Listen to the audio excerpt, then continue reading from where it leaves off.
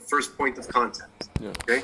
Yeah. So basically, but they're not really seeing the city as it is, objectively, because they're bringing their consciousness dressed in all the crap that they've seen throughout their life, and that's why they're having these insane kind of like visions that they can't really explain. That it's stuff that doesn't make sense, like women with like with arms, but the lower part of their body is pickup trucks. So can I pause you for a second? I think you're thinking of the DMT. Ayahuasca is something else. No, I'm talking about ayahuasca. Yeah. I'm talking about ayahuasca. That's not what he described to me. He described to me just it forces you to face your demons. Okay, so you don't see any. Okay, you don't see any. Just listen. You don't see any of these things that you're. No, dude, I've heard. No, Greg. Look, I know what the whole spiel about ayahuasca. Okay. So you heard what he said. Just hear me out, and that's it. And then I'm not gonna keep bothering you. I just want you to hear another perspective. Okay. Okay. I did a lot of research about ayahuasca. I probably should have mentioned that to you. Okay. And I deeply considered it myself. Mm-hmm. Okay. So, but I decided not to go with that because Chazal, they never used substances. They wanted to come right to where they're going. Okay. They wanted to see it for what it is, not what they're bringing with them. Okay, so drugs will cause you to bring your crap with you. Okay, so that could impede future attempts to come there correctly. So what you're saying makes sense. On that note, what you're saying makes sense. That's what I was thinking when he brought this up to me.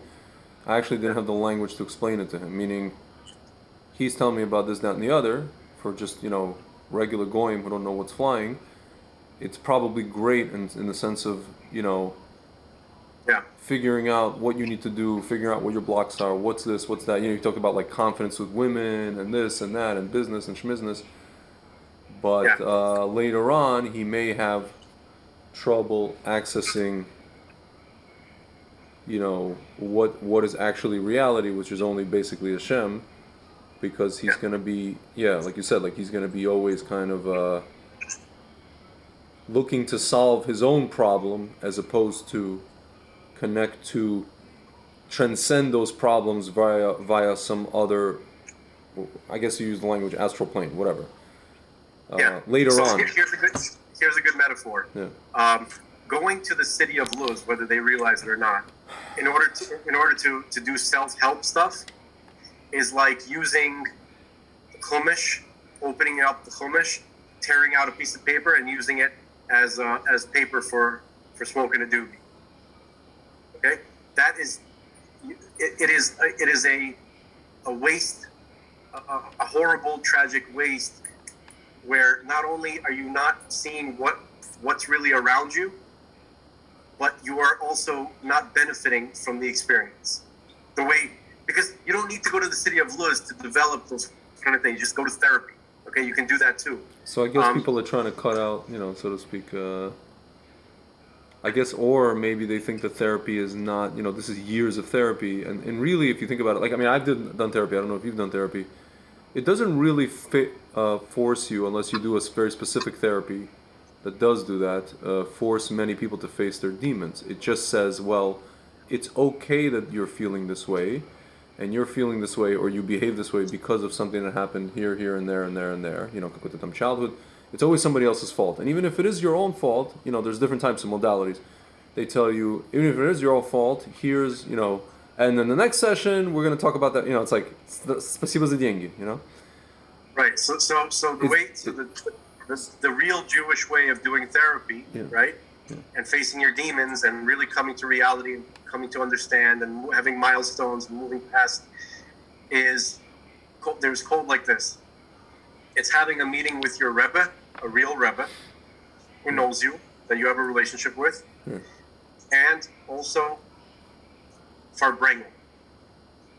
Farbrengen has become just basically a party where Hasidic guys get together and drink. But that's not a Farbrengen. A Farbrengen is where Hasidim sit together, and all of them are in a deeply meditative state of mind. They're all connecting. they're singing, they're using the singing to get into prophetic mindset, and then they are trying to heal each other with love. Dude, can I tell you something? When I was in Crown Heights, it's to what you're saying now. And I remember finding myself at some Farbrengen, and you have the old timer Lubavitcher guys, and they see you, right? You sit down. They don't know you from a freaking hole in the wall. And one of these guys starts just, he sits next to you, he sits down with you, asks your name, whatever, and pour you a drink, whatever. And he just starts doing something a cross between like giving you unsolicited advice mixed with, it's almost like, and then he asks you if you're married. I start telling him, I've had this happen. Like this happened to me in 770. This guy just like, here's why you do this and here's why you don't do this. And then there's another guy actually from Muncie who reads, he's a Lubavitcher guy. He does, you write your signature. He reads signatures. He used to do this for like the FBI or something, or Navy. And he's just like, here's why you do this and that and the other. And if you go need to do this. And he just starts like really like, it feels like a naezd. Like I've had friends that sat with me, he's like, all right, dude, and I had friends that told me, all right, dude, I'm going to go because like, or like I'm going to step away because this guy's like, why is he like nejayat? And for me, it's so funny because like I don't know, for some reason I never minded it. I always wanted to like engage with these people, and it always felt because we're Russians and that's what Russians do to people. Yeah, that's what we do to each other, and it's like I'm used to it because that's like what I'm used to it. It's like my uncle does that, or my dad's friend, and it's nothing. It's just a guy with a hat doing it now, with like hat and some herring and whatever, some Torah, Hasidus ideas. So, but at the end of the day, it's the same thing. So like, yeah, I was like, this is very, very. Normally, I would just get up and leave, like but he's doing it in like a very. It's not even like sometimes I had these guys, like yeshivish guys, Litvaks. So there, it's like very judgmental. But these guys, it's very like. It's also it sounds judgmental, but it actually isn't. It's more like it's almost like they know you already for like a very long time. Yeah. And you don't mind them talking to you that way, and. Yeah, it's very strange. And I'm sitting there and the guy's telling me, okay, you got to do this and you got to do that and be more like this, whatever it is. And he's giving me like advice about like how, I'm like, how does he know this? I'm like, he wasn't there for my relationship with this woman. He wasn't walking around with us and seeing how I'm reacting to her bullshit or whatever it is, Yeah. One of them is now, but he's like spot on. It's interesting. I'll tell you a secret. Yeah. There are guys who, like simple Hasidim, right? Just sitting around 770, no one even pays attention to them. Those guys called the Rebbe's Hasidim, right? Yeah. All of them, if any one of them wanted to, they could either become a Rebbe of their own Hasidim or a Rosh Yeshiva or a Gadol Hador. All of them were Gadolim Hador. I know. They chose. They threw that away just to sit near the Rebbe. Yeah. I'm not exaggerating. Are you also talking about the guys whenever you see the videos of the Farbrengen, the guys sitting behind him, the older guys? Also? No, those guys definitely. Yeah. But those guys are like old those timers. guys are well known. They're like Gesha. I'm talking about just guys like that, but guys that you don't necessarily see in the back of the video. Yeah. They're more to the side, or they're just walking around on the floor. No. They don't even have like a seat of honor or nothing. Yeah, and now they're just, and like when you see them in videos, they were like younger, and now they're like in their 70s and 80s today. Well, I was actually talking about those guys from then. Oh, like older. Okay. So you still have guys like that, or the older guys who remember those guys really well. Okay, so the best we have right now is older guys like our father's age that remember those guys. They try to remember these guys to the best of their ability. Yeah. Guys like Manis Friedman. Huh. He remembered, he tells stories about his experiences with these guys. Like, for instance, Yoel Kahn. Yoel Kahn has 55 Einsteins in his beard. Just his beard. He was the unimaginable infinite genius. I'm not exaggerating that. In all science, I'm just imagining math, Einstein's inside of a beard. It's just funny. basically, like the beard is considered like the brainwash. Yeah. Yeah. So he's like Einstein's greatest mind, right? Performance is in the beard of Yoel Khan. Yeah. Okay. That's true. Yeah. And so these were the men that circulated around the Rebbe were not just the greatest Torah scholars in the world, but they were the greatest general scholars in the world. Yeah. You might seem like I might sound like I'm a super fan or something like that. Yeah. I'm telling you. Yeah. All of them could have been the big Rosh Yeshiva. Yeah. No problem. Yeah. I think one of them ended up being the Rosh Yeshiva of, what is it, Hadar HaTorah, no? Well, that's something else. That's the when it comes to like Lubavitcher yeshivas, there's a Rosh Yeshiva, but really the Rebbe is the Rosh of everything. Yeah. You know what I mean? Yeah. I'm talking about like you go to like Panovich. Yeah. So Panovich, Rav Shas, when he was there. That's his yeshiva, like one of those big yeshivas and a big Rav. He's like the guy who's, when you think of the guy, you think of the yeshiva, you think of the guy, basically. Right. So any one of them could have, or I'm not going to say should have, but they easily would have been the greatest scholars. But they chose to just kind of sit next to the Rebbe, and as they would explain it, they would like just sit and bask.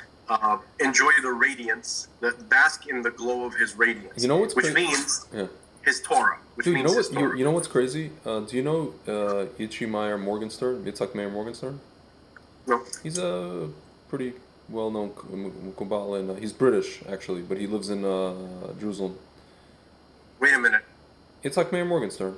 You know this guy? He's like, I think between you and me. He wears white. Between you and me. Yeah. Between you and me, I think one of his gabbais contacted me. Really? Oh, yeah, I think he had COVID or something. Right? No, he wanted the Rabbi Morgenstern and my brother to have a conversation. Because the gabbai was a follower of my brother, but the rabbi wasn't sure. Yeah. And I don't know the decision that he made in the end, but my brother was not happy after that meeting. Really? So. Well, I'll tell you, a friend of mine in yeshiva, this is exactly 10 years ago, actually. This is like a Motzei Shabbat, one of these winter Shabbats, and he's like, okay, you want to go see Chimara Morgenstern? I'm like, who's that? He's like, just come with me. So we ended up walking to basically the guy's house, and there's every type of Jews there. Every type of Jew is there, and we walk in, and he's doing some sort of, I don't know if it was a shiur or some kind of like, just, I don't want to use the word incantation because that's bad to use, but something in Yiddish, and like, I didn't understand the word because it's all in Yiddish, even though he speaks English, but he was doing everything in Yiddish. And we're just standing there, and we're literally like just basking in the whatever it was. And I was just like, I've never experienced this. I was like, I didn't even understand what the heck. I mean, I understood, but I didn't understand. And I asked my friend, and he's just like, yeah, man, this is how this rolls. This is how it goes, man. You don't understand the word, but your neshama is downloading everything. He's like, rest assured, your neshama is downloading everything that he's saying. And that was it. And I was like, wow.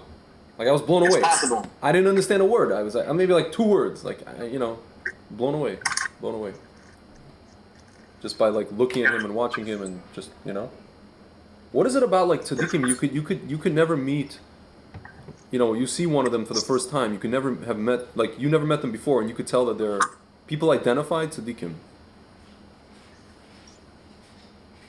Part of it could be the way that everybody around them is treating them, and then the way they respond to that kind of treatment, right? If they're magnanimous, if they're try to be as humble as they can, but they, and you see people respect them, that's one thing that definitely gives a person a certain presence. Yeah. But tzaddikim would, in general, they would prefer. And for real though, not like false modesty. Yeah. They would actually. It's very cumbersome and a very annoying challenge to constantly deal with praise and people's respect. Dude, I'll give you an example. they're trying to spend their time, thinking about God. Yeah. And when they're dealing with these people, the people are forcing them to think about themselves. Yeah. It's interesting. Like I saw, there's a rabbi in Tiberias. I don't know if he's related to Rav Kook, Rav Dov Kook. He's a Mikubal. And I must have seen him the first time I saw or heard of him. I saw him on video maybe a couple of years ago. And it's funny, even people when they like Haaretz, when they write about these big rabbis, they always write about they'll say oh, this person collected, this person is worth this much money, and this, they always start to write about these kind of gashmistic things, but they acknowledge these people as tzaddikim. Like when Rabbi Ovadia Yosef passed away, you should have seen what Israeli media, who bashed him his entire life, wrote about him. Only majority good things. And even the things that they tried to kind of write about, it's almost like Hashem just stopped them. Like they tried to write about the things that he said, remember he said once, there's Carmel fires because people don't keep Shabbos or something. Whatever. He used to say these kind of things, from the Gemara. He used to touch out kind of like concepts. This has happened because of this happened because of that, and people get upset, The question is, why do Jews who don't care about the Torah and don't believe in God get upset when the tzaddik speaks? It's the neshama getting upset. I'll tell you why. Because he's perpetuating these old quaint mythologies that are keeping the Haredi back in their development with the rest of Israeli society. That's what it is. That's why. I don't know. I think it's deeper than that. I think I remember when I was in Tel Aviv, and I would meet the friends of the person I was dating, and I would give over these ideas, not to that extent of veracity, but they would get so upset, meaning how could it be, or if you even so much as say I don't know, a person who is, because you have a lot of these kind of people in Israel, the Jewish father and the non-Jewish mother, and you say that that's a problem, they get so upset if you call them not Jewish. They're ready to rip your. I served in the army. I was a sniper. This more for this country than this yoeli over here. Hey, shoot him. They get so upset. You don't care about God. You don't care about kosher. You don't care about Shabbos. You don't care about Torah. Why you want to be a Jew for? Why you get so upset when I call you non-Jew? Yeah, that's exactly. Every time I'm in that situation, and I'm in that situation often because I have family members, cousins who are not Jewish. Yeah. Right. Yeah. And there were conversations in the past, not just now. I had many conversations where I'm saying, let me ask you a question. You're upset that you're not a Jew, or that I don't consider you a Jew. Yeah. What is wrong with being not Jewish? Explain to me. Why are you getting so upset? Yeah. It would seem from your reaction that you think that there's something wrong with being a non-Jew, or that you want to be a Jew. On the flip side, that they still want to be. Right. I was like, why is it that you want to be Jewish? Is it because you want to be accepted as a member of a club? Well, then that's not what being Jewish is about. You have an opportunity to actually have an understanding, a true understanding of what it means to be Jewish. You want to be Jewish, it's available to you. Okay? But you are not born into it. You have the choice. You're put in a situation where you can choose to do this, but you got to come right. Yeah. So what do they say when you all this stuff? I've never had a negative response to that. What do they say? They're either you have a point. No. But usually I was like, look, we've established that you want to be Jewish because you want to be accepted into some kind of weird Jewy club where everybody, it's some kind of secret society where everybody wants to be a Jewish, but no one knows what it means to be Jewish. Yeah. You understand? It's first rule of Fight Club. Racism. Nobody knows what the hell's going on. Right. It's a weird racism. It's like you want to be some kind of elite club member. Yeah. Okay. You're accepted anyway. Yeah. You're in the family. Why do you have to be considered? Look, there's a specific definition for what a Jew is. Why do you want to shit on that all the time? Yeah. And first of all, it's not like it's closed off to you. You want to do it, it's open to you. Yeah. What they will ask is how come the people that are what you consider halakhically Jewish don't have to do that and they're just considered Jewish by virtue of Because birth. that's what the halacha says. Okay? It's not good enough. It's not good enough for them. Because the halacha represents God's will. God created a set of rules. Okay? You're not going to go to, let's say, the Hell's Angels, right? And just say, okay, I'm a member. No, they got rules. No, but they're gonna say, these people are gonna say that it wasn't God. It was men that touched out from wherever their perception, whatever it is. That's what they say. I mean, like, you know, and I could say, well, they had Ruach HaKodesh, and then we can get into that discussion. It's a never-ending cycle of like ping pong. No, it's a ping pong. That's the ping pong. Yeah.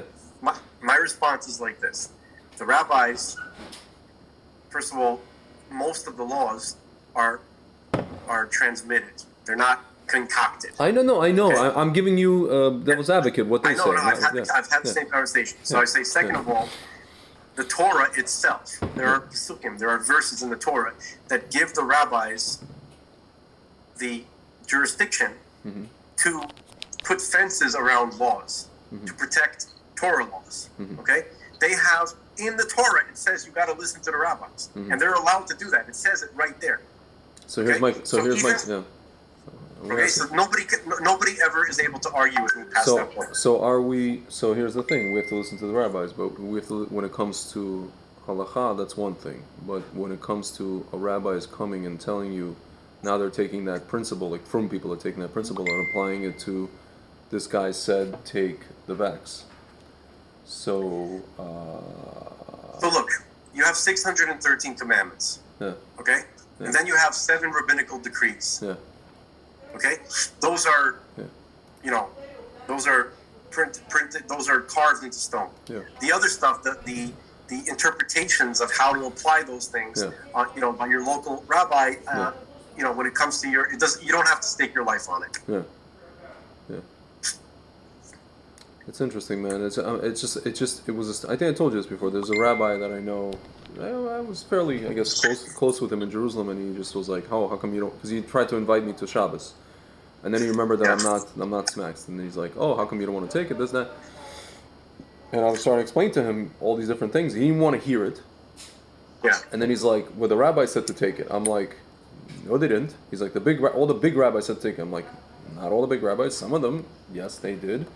But then I'm just wondering. I'm like, why is he? I mean, we spoke about this, and I'm just like, it's amazing to me that this person he's very intelligent. He worked in accounting, he did whatever, finance, this, but he just got it into his head that like, the rabbi's telling him to go do this, and he's going to go do this. Yeah, because they outsourced their God relationship to the rabbi to take care of for them. And I'm surprised about this rabbi in particular, that he didn't strike me as the kind of person. Just like there's other rabbis here in the States that when I've met them before, they didn't strike me as the kind of people that would outsource their God relationship in that respect. It's very, very. I'm shocked by this. That's the most shocking thing to me. People who normally don't do that have done it. Here's what I mean. Okay, it comes from a lack of confidence and the lack of trusting themselves. Right. So here's what I mean by God relationship. They go and they daven and they talk to Hashem and they tell them what's on their mind. They just don't believe that God answers them directly. I don't know. They don't believe that they have the ability to actually intuitively understand that they are getting a response and that the response is directly related to what they were saying to God. Can I just not refute, but I would say to this particular this case, I would say I disagree, but I suspect that it's more a thing of like, from Pirkei Avos, they read out, don't, I don't know, what is it, the exact verbiage, don't trust yourself for 1 minute or something like that. So by them, it's like, I always felt like people read that and they think, well, I shouldn't go with my own intuition. Go with the rabbi who has better intuition than me. But it's not what it means. I know it's not what it means, but this is what they are doing. I know that's what they're doing because I see how they behave, not just with COVID, with everything. No. So you're agreeing with me. Yeah. No, I'm agreeing with you. And I noticed this because I remember there was this is years before COVID. Like there was a guy that who was interested in working. I had a partner in Israel. We were going to build out a firm, trading firm, right? So for yeshiva guys. So this guy really, we wanted to make this guy like our star kind of guy. He worked in like some finance, whatever. Won't go into naming places, but Bekitzer, we were going to hire him. He was really gung-ho about it. He was like, oh my God, this is amazing. We're going to turn it into like a kollel trading firm. You learn in the morning and you trade, because it was like the hours are Israeli, so it's like perfect. I remember, you were telling me. Yeah, I told you. That's right. So this guy was like, yeah, and then he goes, I just have to, he was like one of these guys like an Eisha Torah or Sameach, one of these places, and he's like, look at me, I have to speak to my Rav, like very kind of early, early guy, and then he came back to me, and he talked to me, and then he goes to me, my Rebbe said, you're like it's like you're Michael Jordan and you want to go, Michael Jordan in terms of like learning Torah, and you want to go like play baseball. This is when Michael Jordan wanted to play baseball. Why would you go play baseball? So he's like hey, thank you, and then he basically said like thank you for the offer, but I'm going to continue steiging and whatever. It's funny, like I look back, I kind of keep up with this guy, and I look back and I think he did make the right decision, because ultimately whatever, he like started his own thing and then he ended up like working somewhere. I don't know what would have been had he worked with us. But at the same time, at the time, I was just like, this guy can't go with his own intuition? What if his intuition was telling him, maybe I should try this, even if there's a 90% chance it won't pan out? Like most businesses on planet Earth, new businesses. Like he just, and I was just at the time, I was just like kind of new in yeshiva, and I didn't really understand this whole. I kind of did, but I didn't really understand this whole like, rabbi. It's like they say patient-doctor relationship or Talmud rabbi relationship. I didn't really, and I didn't understand the whole idea of like, how is a person who doesn't know me, or let's say even if he knew me for like 6 months or a year, how is he supposed to give me life advice? Somebody made an argument to me. They're like, okay, well, they're not, instead of going to your parents, why do you go to a rabbi? Well, the rabbi's not biased. Okay, he's not biased. But the question is, if something bad happens, is he responsible for something bad happening based on his advice? Right, exactly. Does he ever take responsibility? Dude, you know how many rabbis I've had, Mikubalim told me advice and go do this and this, and then afterwards, like, one of them I actually came to, and then they kind of like, moved the goalposts. Or they said, yeah, and then I spoke to my rabbi, and he said this, and now my advice is this. What the fuck? Dude, it's like, I want my money back, I didn't give them money. I'm just, you know what I mean? Like, I want my, and there was so much time wasted. Look, the only thing that I can think of, and it's probably rough to say it, and there's always a risk, but most of them are probably charlatans. Listen, it's funny, like, but a lot of these guys I didn't even pay money to. So I mean, you're just saying there's the point is that like the tzaddikim that we read about, people like the last time we had anybody like that was the Lubavitcher Rebbe, I think. Okay, so or Rav Kaduri, Yeah, no, there was a couple of people. There was like this a couple people in Israel, like these guys. They called them there was one, he passed away recently, Rabbi Chaim Cohen. The Halvan, the milkman. There's a few of these guys. They're like, they call them according to their profession. They're nicknames. So these guys are like, serious guys. So people like that, okay? Yeah. So there's only a handful of them, okay? And I'm talking about people who take responsibility and are affected by the people that they are giving advice to. Yeah. Okay? Yeah.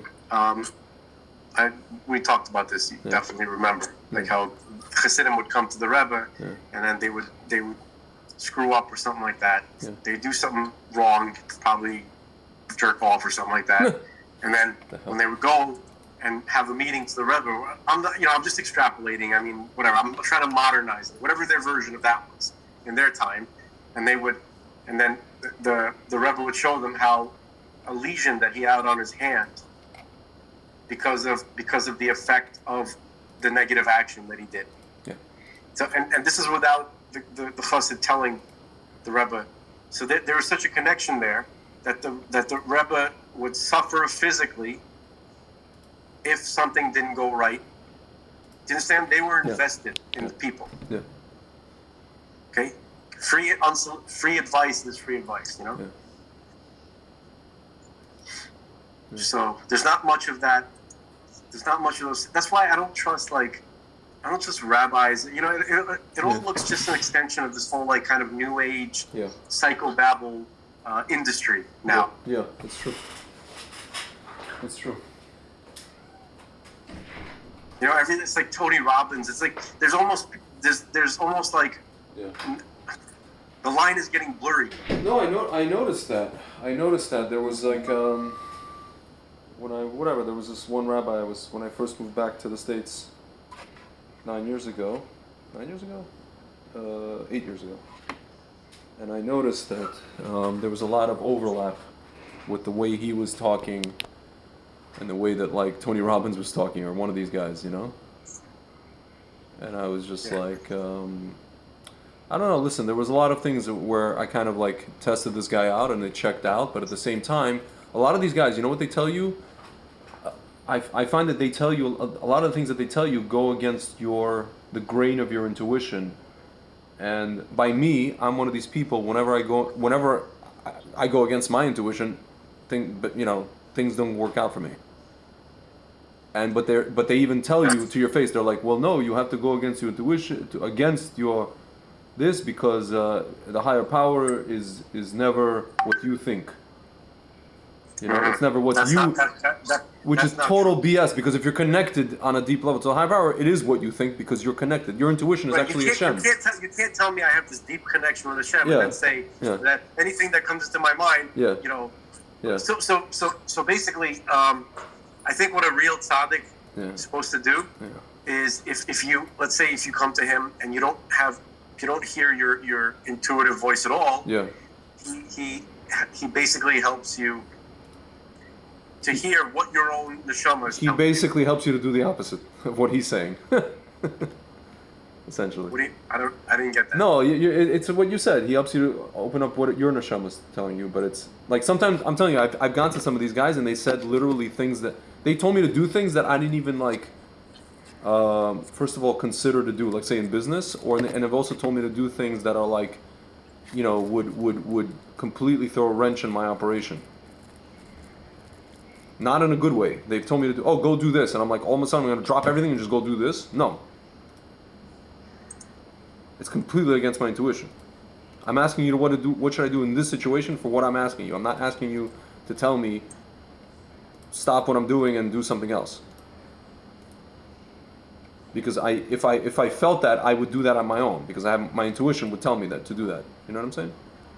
Yeah. And also for the people who do have some intuition that they're used to kind of like sticking to, the Rebbe would probably amplify it.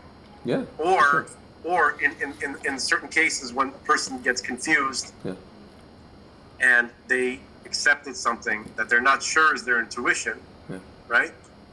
So they would help point that part out. They said this part right here, that's not really you speaking. Yeah. And if you think about it, you'll see, right? Yeah. And then they point it out to you, and then you're like, that's to me is more helpful than just like go do something else and you're wrong, or something like that. It's just the whole thing is just, dude. You know how many times like I became more confused after going to a mikubal. I got less clarity. Yeah. It's just crazy. I got like more clarity in some things, but way less clarity in other things. Total midbabel, you know, like in Hebrew we said, like total balagan, confusion. Yeah, that's because I don't think that people were ever supposed to completely just kind of like hand over their whole mind and their whole everything to, outsourcing their entire. Yeah. They want somebody else to take responsibility for them entirely. Yeah. I think for me, it's not a responsibility. In my case, it was like, you have like this like crossroads kind of moment where it's like there's one of two choices, and you're like, I have no clue what to do in this situation. There's positives and negatives in both, and you quite literally have no clue what to do. And you're just like, you need somebody just to like break the tie, as it were. Yeah. Does that make sense? I don't know. It does, man. Yeah. Or a lot of times, for example, in my case, like dating, right? So like I would meet somebody, or like even business, let's say, to simplify it. I would meet somebody, and I already sense on my own intuition everything about them. Should I do business? I already know if I should do business with them or not, but then there are things that I see where I'm not sure if anybody else. It's like, does anybody see the same thing that is anybody looking at the same thing that I'm looking at? Because I feel like I'm crazy, right? So what I do is I go to Mikubal and ask him, am I crazy? And they confirm, no, you're not crazy. And then when they confirm my perception, my suspicion, okay, like, I'm not crazy. I saw what I saw. I sometimes I don't know whether to believe my lying eyes, because, dude, there's so many people, like, I notice in the frum world who just kind of like accept what they see in front of them. Do you know what I mean? With certain people's behavior, and I just look at it and I'm just like, there's something wrong here. Why is everybody acting as if there isn't? And then later on, I find out in like a year that there was like a downfall, or they found out that this person did this, or he got fired, or something. Something happened, and I'm just like, no shit. I saw this like a year ago or 2 years ago. How come no one said anything? Because no one said anything. So it's like, I'll just go to a Mikubal just to be like, yo, dude, can you tell me that this is like insane? Because I'm going insane because no one else is saying anything or thinks it's insane.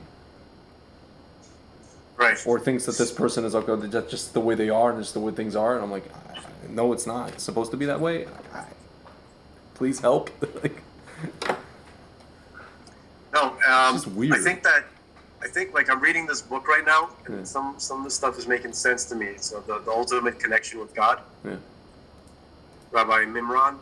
Yeah. So basically, there's a couple of like tips where you can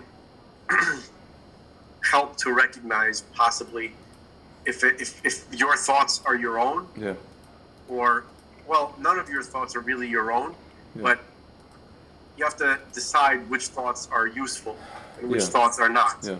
If your thoughts are like your base, what is it called?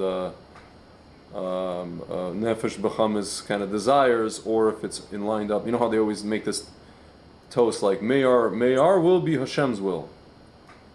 Line up with Hashem's will. So, how do you know when that's the case? Right. It's like so there's a process of elimination. Yeah. There's the obvious stuff, right? Like if your thoughts are telling you to do something against halacha, that's not Hashem. Yeah.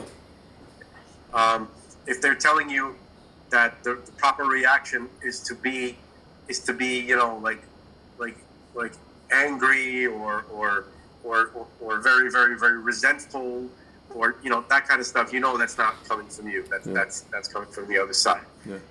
If somebody's telling you that you got to get crazy and behave chaotically, and that you have to be in a frantic state of mind, that's not coming from Hashem. Okay, so if you have thoughts which are kind of like, you meet a person, you're in a calm state of mind, okay, and you've separated yourself from repetitive thoughts, from grudges, from you have to get yourself into an objective state of mind. That's when you could actually hear, or you're more likely to hear what God is saying to you over the chatter of the Yetzer Hara. Yeah.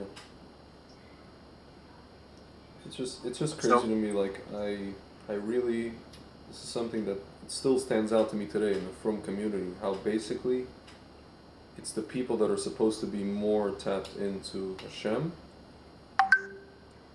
who are, it's almost like they have an aversion to being that, except for maybe like some of the people that I met who are like more, like Baalei Tshuva are actually the ones that I see, for example, at the some of these meditation things or whatever, and even that's like kind of new agey, I guess you could say. But and I told you, like, this one rabbi who basically was really involved with that, he was the one that basically bought into the BS, and I realized right then and there, and he was the one that doubled down when I called him out. He spread Lashon Hara about your brother, And I realized that then and there, he's basically, I don't want to say complete fraud, but at least 50% fraud. To himself, not to other people either. He's lying to himself. Yeah. He's performing shtick on himself, which is that's the saddest part. He convinced himself, of his own, whatever, grandeur.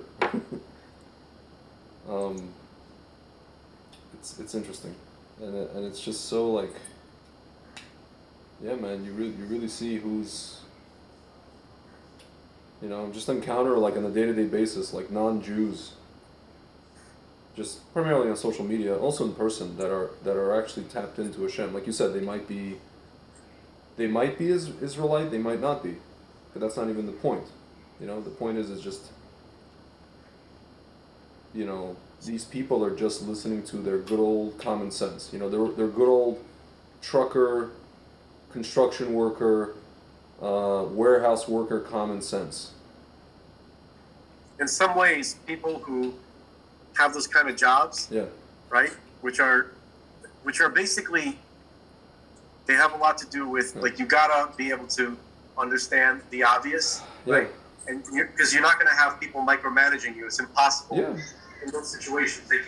You can't be, your coworkers won't want to work with you if, you got to basically be able to kind of like figure out what you're doing and how to do it using logic. Like, isn't it obvious that you should be able to figure it out? Yeah. So people who have jobs like that, where it's dangerous if they don't figure it out, right? So then they have that advantage. Yeah. It seems like people in the frum community, they're not often put in situations like that. Dude, I also, it's a very simple thing for me. What I realized, I trust the person, these kind of people, over the people who are like conducting studies all day. Do you know why? Because these are the people that work. When you work in like a warehouse, you work any place like that. When you see what goes on in the back of something, in the machinery of something, you are closer to the emes than the guy who's standing in front on stage, giving the nice little speech that sounds wonderful. When you see what goes on in his green room, so to speak, figuratively or sometimes literally, when you see what goes on with all the guys who are pulling the levers behind the stage, the emes, and I'd rather listen to you than to the guy speaking and telling me about studies that need to confirm stuff that I already can see with my eyes that people are plotting on fields all over the place. And a soccer player comes out and says, I've been playing this game for 17 years, and the reason that we remember the cases of these guys, high-profile cases, is because there was very few of them. That's why we remember them. There's like 2 or 3 guys over the course of 15 years. And now you have 400 guys. We don't remember all their names because there's just a shit ton of them. So he's in the machinery. He's not the FIFA official. I don't need the FIFA official to tell him. If he tells me, I believe him. We have, the guy, let's say, martial arts is a good example, similar to what you're talking about, where you don't want to go to the guy who learned, from the strip ball karate master, right? You want to go the mall ninja, right? Yeah. You want to go to the guy that uses his skills in his job. Yeah. The mall ninja. Right? You want to go talk to, let's say, like a parole officer. Yeah. Not you want to go talk to a bouncer. Yeah. You want to go talk to mercenaries, soldiers. People who are literally doing it day by day. Yeah. And they'll tell you what's real and what's not. Yeah.